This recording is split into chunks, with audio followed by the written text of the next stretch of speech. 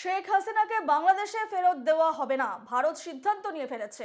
রবিবার এমনটাই দাবি করেছেন বাংলাদেশের অন্তর্বর্তী সরকারের উপদেষ্টা মাহফুজ আলম।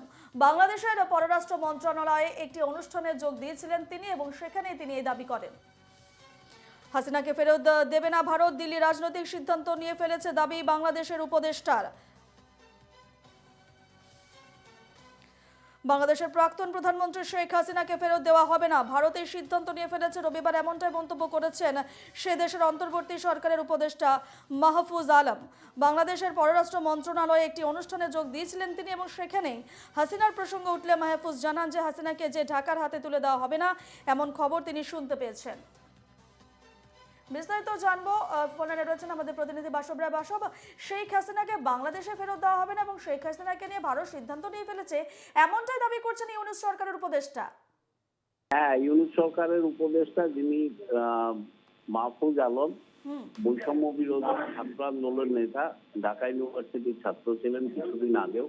তার গতকাল একটি অনুষ্ঠানে গিয়ে তিনি এই কথা বলেছেন।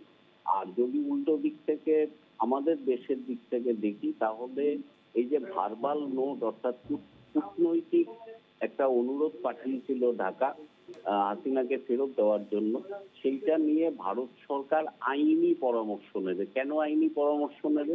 প্রথম কথা হচ্ছে, একটা অন্তর্বর্তী সরকার যে ভোটে দিতে আসেনি, তার কোনো অনুরোধ কতটা গ্রহণযোগ্য সেইটা এখন ভারত সরকার দেখবে, প্রথম কথা। এবং তারপরে এই যে অন্তর্বর্তী সরকার, এখানে রাষ্ট্রসংঘ একে অনুমতি দিয়েছে কিনা, এগুলো অনেক অনেক অনেক নিয়ম আছে। সেক্ষেত্রে হাসিনাকে ফেরত দেওয়ার ব্যাপারে ভারত সরকার এখনই ফেরত দেবে না, কিছুতেই দেবে না। আইনি পরামর্শ এগুলো খতিয়ে দেখতেই ভারত সরকারের 6 মাস লেগে যাবে। 6 মাস পরে বাংলাদেশের নির্বাচন এসে যাবে।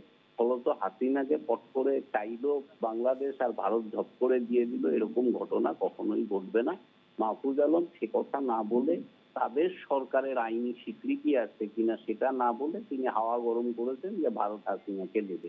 না, এটা হচ্ছে মূল জায়গা। বেশ, ধন্যবাদ বাসব।